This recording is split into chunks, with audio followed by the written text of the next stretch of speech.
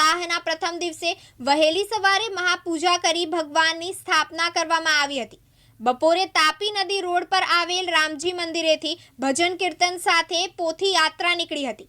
ભગવદ્ ગીતા સપ્તાહ જ્ઞાન યજ્ઞના વક્તા ભગવતાચાર્ય શ્રી ગોપાલદાસજી મહારાજને બળદગાડુમાં બિરાજમાન કરી મેઇન રોડ થઈ બજાર વિસ્તારથી હનુમાન ફળિયા ખાતે રોકડિયા હનુમાનજી મંદિરે પહોંચ્યા હતા।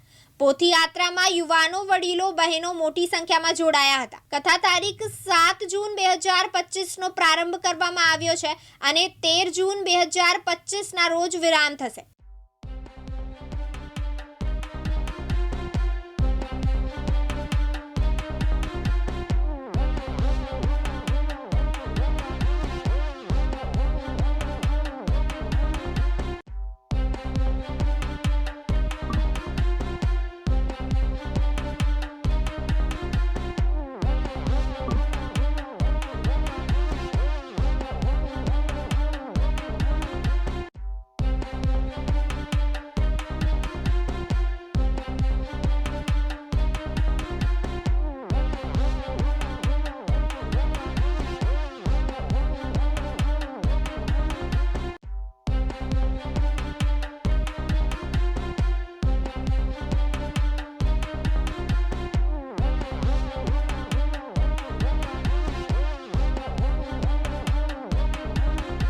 મારું નામ ભાગવતાચાર્ય ગોપાલદાસજી મહારાજ।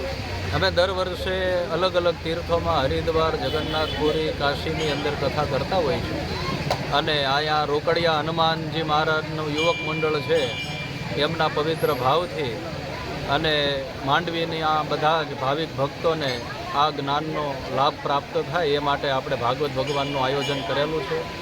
આજના શુભ દિવસે શનિવારે આપણે કથાનો ભવ્ય પોથી યાત્રાથી પ્રારંભ કર્યો છે અને માંડવીના બધા જ ભક્તજનોને, માતાઓ, બહેનાઓને એ વિનંતી, એ પ્રાર્થના છે કે બધા જ વિપુલ સંખ્યામાં આવી અને આ ભાગવત ભગવાનના જ્ઞાનનો લાભ લે, પોતાના જીવનની અંદર ખૂબ પ્રગતિ થાય। માતાઓ, બહેનો, વડીલો, યુવાનો બધા જ આ કથાની અંદર આવે તો આ કલિકાલનું જે પાવન અમૃત છે એને બધા જ લાભ લઈ શકે અને યુવક મંડળનો જે સનાતન ધર્મ પ્રત્યેનો ભાવ છે એ પરિપૂર્ણ થાય એવો આ કથાનો હેતુ છે।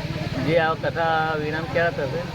આ કથાનો વિરામ થશે શુક્રવારે 13 તારીખે અને ત્યારે ભવ્ય પોથી યાત્રા દ્વારા જ આપણે આ કથા